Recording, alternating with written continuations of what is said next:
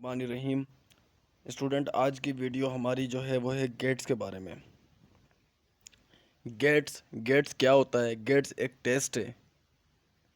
ये टेस्ट किन के लिए होता है? ये टेस्ट उन्हीं स्टूडेंट के लिए होता है जो यूनिवर्सिटी से बैचलर कर लेते हैं और उसके बाद एमएससी एमफिल वगैरह के लिए अप्लाई कर रहे होते हैं।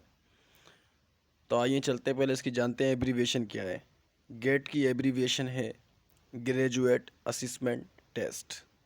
अब ये टेस्ट कौन लेता है, ये टेस्ट किस तरह से होता है, इस टेस्ट का पैटर्न क्या है और ये टेस्ट की टर्म्स क्या हैं, तो आइए जानते हैं इस वीडियो के अंदर। इस वीडियो को मुकम्मल देखिएगा अगर आपको गेट्स के बारे में कंप्लीट मालूमात चाहिए। Graduate assessment test GAT, the higher education commission यानी HEC has assigned national testing service NTS the responsible to conduct graduate assessment test. असल में ये जो टेस्ट होता है ये NTS कंडक्ट करती है और ये रिकमेंडेड कहाँ से होता है? HEC की तरफ से यानी हाई एजुकेशन कमीशन की तरफ से। ये वायर टेस्ट होता है। कुछ यूनिवर्सिटियाँ इसको रिक्वायर करती हैं, कुछ यूनिवर्सिटियाँ इसको रिक्वायर नहीं करती हैं। उसके बाद the test result will remember valid for 2 year for admission in MPhil और HEC स्कॉलरशिप स्कीम। इसकी वैलिडिटी आप ये समझ लें कि 2 साल तक रहती है। 2 साल तक आप इस टेस्ट के आपने जो होते हैं 2 साल अगर आपको अपने टेस्ट क्लियर किया है तो 2 साल तक आप इसके लिए वैलिड रहते हैं। उसके बाद candidate intent to approve their previous GAT score can also, और अपने जो प्रीवियस टेस्ट होता है गेट्स का वो भी अपना इसमें इम्प्रूव कर सकता है। अच्छा, GAT general assessment test type कितनी होती हैं इसकी? इसकी 3 टाइप्स होती हैं, एक जर्नल, दूसरा सब्जेक्ट, तीसरा लॉ। अब जर्नल के अंदर कौन कौन सी कैटेगरी आती है, सब्जेक्ट के अंदर कौन कौन सी कैटेगरी आती है और लॉ के अंदर कौन कौन सी कैटेगरी आती है, तो ये जानते हैं हम आगे वीडियो में हमारे साथ बने रहेगा और हमारे चैनल को सब्सक्राइब कीजिएगा। अगर हमारी वीडियो अच्छी लगे तो हमारी चैनल पर लाइक भी कीजिएगा और अपने कमेंट देके अपनी राय का इज़हार कीजिएगा। तो आइए चलते हैं बकिया वीडियो की तरफ। Graduate assessment test, the candidate will have to qualify other specific criteria of university HEC scheme. ये तो आपने पहले भी लाइन में देखा था कि भाई जो ग्रेजुएट असिस्मेंट टेस्ट यानी गेट का टेस्ट जो क्लियर कर लेता है वो स्कॉलरशिप या यूनिवर्सिटी में एडमिशन के लिए MPhil MSc के लिए एबिल होता है, काबिल होता है उसके लिए। और यूनिवर्सिटी के अंदर जब वो टेस्ट ये अपना टेस्ट दे के आएगा, कहाँ पर देगा? NTS वाले को टेस्ट दे के आएगा तो उसके बाद यूनिवर्सिटी उसको पिक करेगी। Candidate will a minimum of 60 year educations are eligible. आपको पता ही होगा कि 16 साल तालीम इस टेस्ट के लिए लाजमी चाहिए होती है, 16 साल तालीम। गेट जर्नल, अब ये हम बात कर रहे हैं पहली टाइप के बारे में। आपको पता है गेट्स के 3 टाइप्स हैं, गेट सब्जेक्ट, गेट जर्नल और गेट्स लॉ। तो पहली टाइप है इसकी गेट जर्नल। गेट जर्नल को 3 हिस्सों में डिवाइड किया गया है अकॉर्डिंग टू 3 डिसिप्लिन। अब 3 हिस्सों के अंदर इसको डिवाइड किया गया है, उसी हिसाब से इसका तीनों हिस्सों के अंदर इसका पेपर आता है। जो लड़के इंजीनियरिंग के अंदर आते हैं उनका पेपर अलग मॉडल में आता है, जो लड़के मेडिकल में आते हैं उनका पेपर अलग उसमें आता है, साइंस में जो लड़के हैं उनका पेपर अलग पैटर्न से आता है। तो आइए चलते हैं देखते हैं कि किस किस तरह का पैटर्न है इसके अंदर। तो अभी गेट्स जर्नल को 3 हिस्सों में डिवाइड किया गया है, ठीक है। ये मैंने इसकी कैटेगरी बना दी है, कैटेगरी A, B, C, ताकि हमें स्टडी करने में आसानी हो जाए। कैटेगरी ए जो होती है वो बिजनेस, एजुकेशन और इंजीनियरिंग और टेक्नोलॉजी की आती है। यानी बिजनेस से रिलेटेड जो भी चीज़ होगी और इंजीनियरिंग टेक्नोलॉजी वगैरह जो भी होगी वो हमारे पास A कैटेगरी के अंदर आएगी। उसके बाद B कैटेगरी में आएगा आर्ट्स, ह्यूमैनिटी, सोशल साइंस, यानी आर्ट्स के जितने भी सब्जेक्ट होंगे वो B कैटेगरी के अंदर आएंगे। उसके बाद C कैटेगरी आएगी agriculture, veterinary science, biology, medical science, physical science के बारे में आएगी। अब इसका पैटर्न क्या होता है? पैटर्न ऑफ क्यूरीज, यानी सवालात किस तरह से आते हैं इसमें। तो सवालात इसके अंदर इस तरह से आते हैं कि जो हमारे पास पहला पोर्शन था, कैटेगरी ए थी, जिसके अंदर हमारे पास बिजनेस इंजीनियरिंग टेक्नोलॉजी थी, उसकी बात कर रहा हूँ मैं, गेट ए की। इसके अंदर पहले में आएगा वर्बल, वर्बल के बाद आएगा क्वांटिटेटिव, फिर एनालिटिकल रीजनिंग। उसके बाद है पैटर्न बी। पैटर्न बी में आएगा वर्बल 50%, क्वांटिटेटिव 30%, एनालिटिकल रीजनिंग 20%। दोस्तों ये क्वेश्चन जो है वर्बल, क्वांटिटेटिव, एनालिटिकल रीजनिंग है, ये तीनों सवालातों की टाइप्स हैं। इस तरह के क्वेश्चन आते हैं। मोस्ट ऑफ द टाइम हम लोग ने स्टडी नहीं किए होते इस तरह के क्वेश्चन। वर्बल का हमें नहीं पता होता, क्वांटिटेटिव का नहीं पता होता, एनालिटिकल रीजन का नहीं पता होता। मोस्टली जो स्टूडेंट में बच्चा बैचलर पढ़ रहा होता है, उसको सिर्फ पर्टिकुलर सब्जेक्ट का पता होता है, सब्जेक्ट्स का ही सिर्फ उसने ज़्यादा पढ़ा होता है। सब्जेक्ट से हटके उसकी दूसरी चीज़ों में मालूमात बहुत ही कम होती है। लेकिन जब ये चीज़ पेपर में आती है और कई जगह टेस्ट वो और देने भी जाता है, जाहिर सी बात है अपनी फील्ड से रिलेटेड नहीं, उससे हटके भी टेस्ट देता है, तो उसके अंदर वो इन्हीं चीज़ों के अंदर फंसता है कि उसको वर्बल, क्वांटिटेटिव इस तरह के जब क्वेश्चन आते हैं, वो कहता है इस तरह के क्वेश्चन तो मैंने पढ़े ही नहीं थे। तो उसको असल में बेसिकली पैटर्न का नहीं पता होता। तो ये भी बहुत इंपॉर्टेंट चीज़ है कि हमें पैटर्न पता हो जिस चीज़ का टेस्ट देने के लिए हम लोग जा रहे हैं। उसके बाद कैटेगरी सी है, जो कि एग्रीकल्चर, वेटनरी साइंस वगैरह, यानी बायोलॉजी वगैरह, जोलॉजिस्ट वगैरह भी इसके अंदर ही आते हैं। उनके टेस्ट का पैटर्न क्या होता है? उनका ये होता है कि 45% वर्बल आएगा, 35% क्वांटिटेटिव आएगा, एनालिटिकल रीजनिंग 20% आएगा। अगर दोस्तों वर्बल का, क्वांटिटेटिव का, एनालिटिकल रीजनिंग का आपको नहीं पता है तो इसमें कोई परेशानी की बात नहीं है। मैं अपनी मज़ीद वीडियो के अंदर इनको डिस्क्राइब करूँगा। अभी अगर मैं इस वीडियो के अंदर इनको इंक्लूड करता तो ये वीडियो बहुत ज़्यादा लंबी हो जाती। इसी वजह से मैंने इन चीज़ों को, इनकी सिर्फ एग्जाम्पल को कंक्लूड किया है अपनी इस लेक्चर के अंदर, अपनी इस वीडियो के अंदर। तो आप बेफिक्र रहें, आगे इंशाल्लाह आपको इस तरह की वीडियो और मिलेंगी, वर्बल, क्वांटिटेटिव, एनालिटिकल रीजनिंग, इनको हम इंशाल्लाह फर्दर फ्यूचर में डिस्कस करेंगे। तो अब यहाँ पर बोल रहा है it's clear that each test type considered of 100 question. तो सीधी सी बात है कि इस टेस्ट के अंदर 100 क्वेश्चन होंगे, डिवाइडेड इनटू 3 सेक्शन। मैंने आपको भी बताया था, मैं आपको ये पूरा निचोड़ बता रहा हूँ जो मैंने आपको पीछे बात की। हो सकता है कई सारे बच्चों को ये बात समझ में नहीं आई हो कि मैंने ये पीछे गेट 1, गेट 2, गेट 3 क्या बनाया है। तो ये बिल्कुल निचोड़ बता रहा हूँ। 100 नंबर का आपका पेपर आएगा। इसके अंदर 3 सेक्शन होंगे, एक वर्बल, एक क्वान्टिटेटिव, उसके अलावा एनालिटिकल रीज़न या रीजनिंग। ठीक है, इन 3 सेक्शन के अंदर 9 टाइप होंगी। 9 टाइप के सवालात आपके पास आ सकते हैं। तो आइए देखते हैं किस तरह के सवालात होंगे। Verbal type question, antonyms. अभी आप लोगों को पता होगा एंटोनिमस क्या होते हैं।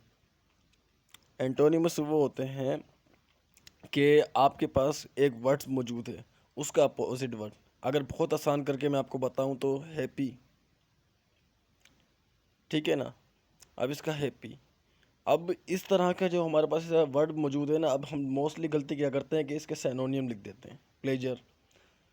तो इसके अपोजिट वर्ड हमें लिखना पड़ता है। अब यहाँ पर हमारे पास एक एग्जांपल दी हुई है, कॉन्फिडेंट। कॉन्फिडेंट से मुराद क्या है?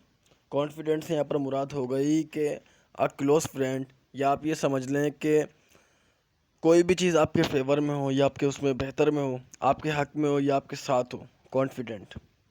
अब इसका अपोजिट क्या होगा? एनिमी, आपके हक में नहीं हो, आपके अगर कोई पर्सन हो तो आपकी दुश्मनी में हो। इस तरह के इसमें जो है वो वर्ड्स यूज़ किए जाते हैं। सिर्फ और सिर्फ थोड़ा सा आपको कंफ्यूज किया जाता है। मोस्ट ऑफ द टाइम इसके अंदर सिमिलर वर्ड रखे जाते हैं कि पॉसिबिलिटी होती है कि ए भी ऑप्शन हो, बी भी हो, सी भी हो, डी भी हो। आपको लगता है नहीं डी हो सकता है सी हो, लेकिन इसके अंदर फिर असल चीज़ आपको देखनी पड़ती है कि मोस्ट ऑफ द टाइम जो है सबसे क्लोज वर्ड कौन सा बन रहा है जो इसके बिल्कुल अपोजिट है। ऐसा हो ही नहीं सकता, उसमें इतना फ़र्क हो कि सूरज और चांद का फ़र्क होता है, जितना इतना फ़र्क हो। उसके बाद है आयरोनिक। अब ये भी इसकी ही एग्जाम्पल है प्रीवियस की तरह। अब इसका अपोजिट जो है लिटरल, ठीक है ना। अब सबसे पहले आप यहाँ पर भी अभी सोच रहे कि इनकी मीनिंग क्या है और यही इसका आंसर क्यों है। तो आप लोग इसके लिए बिल्कुल बेफिक्र हो जाए। मैं नेक्स्ट जो वीडियो बनाऊँगा उसमें एंटोनियम सेंटोनियम, इन सारी चीज़ों को इंशाल्लाह इंक्लूड करूँगा। Verbal, non verbal, quantitative, analytical reasoning, सब चीज़ों को डिस्कस करेंगे हम। लेकिन आज सिर्फ आपको इनके बारे में जनरल मालूमात दे रहा हूँ कि गेट्स होता क्या है, किस तरह का पैटर्न होता है, किस तरह से इसको स्टडी किया जाता है, कितनी इसकी टाइप्स होती हैं, किस किस तरह के क्वेश्चन आते हैं। तो मैं आपको एक जनरल आइडिया करवा रहा हूँ आज। उसके बाद है एनालॉजी। अब इसकी देखें, मैंने डेफिनेशन निकाल के देखी है। Select a pair of word that express a best relationship in similarity to the original pair of वावा words. For example in next page. अब नेक्स्ट पेज में मैं इनके एग्जाम्पल मैंने बताई है। आपको दो वर्ड्स दिए जाएंगे, उन दोनों वर्ड्स का आपस में रिलेशन होगा। फिर आपको नीचे चार ऑप्शन दिए जाएंगे, उन चारों ऑप्शन के अंदर आपको बताना पड़ेगा कि कौन सा वो जो आपके पास नीचे ऑप्शन दिए गए दो वर्ड्स हैं उनका रिलेशन आपके क्वेश्चन वाले वर्ड्स के रिलेशन से मैच करता है। यह आपको बताना है, सिर्फ रिलेशनशिप मैच करके आपने बताना है। अब ये है टॉपर प्लेयर। अब टॉपर प्लेयर का रिलेशन, पहले तो इस वर्ड को समझना ये है क्या। टॉपर प्लेयर यानी टीम के अंदर टीम का जो है बेहतरीन प्लेयर। अब इस पर लिखा हुआ है पहला ऑप्शन टीम कोच, दूसरा है सिंगर कंडक्टर, उसके बाद चौथा है क्लब मेंबर, उसके बाद है पपी लिटिल, उसके बाद है फ्लावर दैट। अब आपको देखना है कि इन दोनों का यहाँ पर रिलेशन बन किस तरह से है। मोस्टली हम लोग चेक करते हैं फंक्शन, फंक्शन क्या है। अब टॉपर प्लेयर, वो तो जाहिर सी बात है कि एक ग्रुप होगा, एक ग्रुप के अंदर से एक लड़का मौजूद होगा। यानी ये है कि कोई 10-11 लड़कों को एक क्रिकेट टीम लगा ले, पाकिस्तानी क्रिकेट टीम है, उन 11 में से एक अच्छा खेलने वाला प्लेयर, जैसे बाबर आजम हो गया, एक अच्छा प्लेयर खेलने वाला, तो अब ये वहाँ उसकी बात कर रहा है। अब देखें इनमें से कौन सा रिलेशन बनता है। टीम कोच, अब टीम कोच तो वहाँ पर एक ही होता है। अगर बैटिंग कोच है तो वो बैटिंग ही कोच वहाँ पर मौजूद है, कंसल्टेड है। बॉलिंग कोच है तो वो है वहाँ पर। तो इसी तरह से प्रॉपर हमारे पास मतलब ये है कि 11 तो कोच मौजूद नहीं होते, या 11 बैटिंग कोच तो नहीं होते, 11 की टीम होती है, उनमें से एक प्लेयर। तो यहाँ पर ऑप्शन होगा क्लब मेंबर। इस तरह का सवाल आएगा एनालॉजी के अंदर। उसके बाद आएगा सेंटेंस। अब ये होता है वर्ड्स और words are omitted from the sentence. अल्फाज और अल्फाज को जोड़ा जाए, अल्फाज से अल्फाजों को जोड़ा जाए। सेलेक्ट द वर्ड्स और words that are when inserted to best fit the whole sentence to give their turn meaning. इसके अंदर आपको आपको पहले मैं एग्जाम्पल की तरफ लेके चलता हूँ, फिर हम डेफिनेशन की तरफ आते हैं। आप देखें, unless the prevailing dash attitude toward their genetical altered food to change, the biotech industry will have little dash to pursue research and development। अभी यहाँ पर आपसे कह रहा है कि आप अंदाज़ा करें, इसको आप एक दफ़ा पैराग्राफ को देखें तो इसके अंदर आपसे कह रहा है कि अनलेस द प्रिवेलिंग, यानी जो आपके पास गुजरा हुआ है, ये कोई आपके पास चीज़ स्टोर की वो ख़राब होती है, डैश एटीट्यूड। अब उसका आप खुद यहाँ पर नोट करें। पहले वर्ड्स के अंदर से आपको बता रहा है कि आपके पास आंसर क्या हो सकता है। आप आंसर की तरफ आएँ। एटीट्यूड आइदर पॉजिटिव होता है, आइदर नेगेटिव होता है। अब यहाँ पर एटीट्यूड क्या है हमारे पास, मैंने एक ऑप्शन को सिलेक्ट किया गया, ऑप्शन 4 को, क्या लिखा हुआ है, नेगेटिव। ठीक है, पहले सवाल का जवाब मिल गया। Toward genetically altered food is change, food जो आपके पास है वो है तब्दील हो जाता है। The bio industry will have little dash. अब जो बायो इंडस्ट्री होती है वो उसके पीछे थोड़ी सी क्या करती है, एफर्ट करती है। टू परस्यू, उसका पीछा करती है। किस तरह से करती है, रिसर्च करती है और डेवलपमेंट करती है। यानी जो अपनी लैब के अंदर ही ये लोग रिसर्च करते हैं, चेक करते हैं उस फूड के अंदर कौन सा बैक्टीरिया फंजाई वगैरह उसने अटैक किया है। तो अब लिटिल डैश इंसेंटिव, यानी उसके पीछे भाग दौड़ करती है, उसके पीछे हार्डशिप करती है ताकि उस फूड को इम्प्रूव किया जा सके। इस तरह के क्वेश्चन आते हैं सेंटेंस कंप्लीशन के अंदर। उसके बाद है रीडिंग कंप्रीहेंशन। रीडिंग कंप्रीहेंशन के अंदर your answer question about reading passage from a variety of, अब आपको एक टॉपिक दिया जाएगा, मोस्टली आप लोगों ने एनटीएस का टेस्ट दिया होगा, जिसने पुलिस के लिए भी दिया होगा, या कोई और भी टेस्ट दिया होगा, जिसने आर्मी का टेस्ट भी दिया होगा, तो पैराग्राफ लिखा हुआ आता है, एक बड़ा सा पैराग्राफ होता है, 2 या 3 उसके अंदर पैराग्राफ मौजूद होते हैं, कि आपके पास चैप्टर टाइप का बना हुआ होता है। उसमें से 5 या 6 क्वेश्चन या कभी 10 क्वेश्चन निकाल के आपको दिए जाते हैं। उन 10 क्वेश्चन को आपको आंसर भी उसका दिया गया होता है, किसी के अंदर ऑप्शन दिया होता है, किसी में ऑप्शन नहीं दिया होता, उसका सीधे सीधा नीचे आंसर दिया होता है। तो कभी फिल इन द ब्लैंक्स को फिल करना होता है। तो आपको वो पैराग्राफ रीड करना पड़ता है, उस पैराग्राफ के अंदर ही आंसर होते हैं आपके सवालों के, वो आपको जवाब लिखने पड़ते हैं। तो एक आएगा, इसमें चौथे नंबर है पैराग्राफ। ये हो गए 4 टाइप्स। उसके बाद आते हैं क्वांटिटेटिव के लिए। क्वांटिटेटिव के अंदर जो क्वेश्चन आते हैं वो ज़्यादातर मैथ से रिलेटेड होते हैं, मल्टीपल चॉइस क्वेश्चन होते हैं, मैथ से रिलेटेड होते हैं। मैथ के अंदर भी आप ये समझ लें कि geometry, algebra, graphic, mode, median, number, इस तरह के आपके पास क्वेश्चन इसके अंदर क्वांटिटेटिव के अंदर आते हैं। फिर डेटा एनालिटिक्स, फिर इसके अंदर जो ग्राफ, चार्ट्स, टेबल्स, ये जितनी भी सारी चीज़ें ली जाती हैं क्वांटिटेटिव क्वेश्चन के अंदर आपके अंदर आती हैं, आपके पास इसके अंदर आती हैं, जिसके लिए आप लोग तैयारी करते हैं 8वीं क्लास की बुक से, 7वीं क्लास की बुक से। असल में हमारे पास जो होती है वो प्रॉपर गाइडलाइन नहीं होती, टेस्ट का प्रॉपर पैटर्न नहीं पता होता।